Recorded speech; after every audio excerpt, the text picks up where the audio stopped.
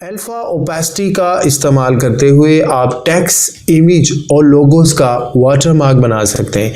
यहाँ पर आप ये देखें कि यहाँ पर ये एक टेक्स्ट है जो कि मैंने लेयर टैग पर इंपोर्ट किया है। ये मेरा टेक्स्ट है और मैं इस लेयर को यहाँ पे सिलेक्ट करूँगा।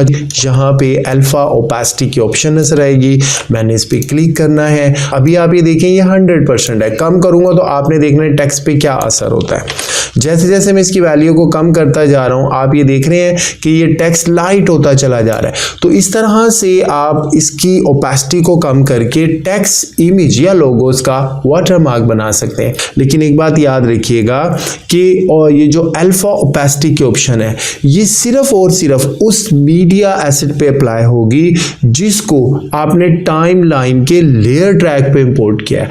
जो मीडिया एसेट टाइमलाइन के मास्टर ट्रैक पे इंपोर्ट हुआ है उसके लिए ऑप्शन होती नहीं है।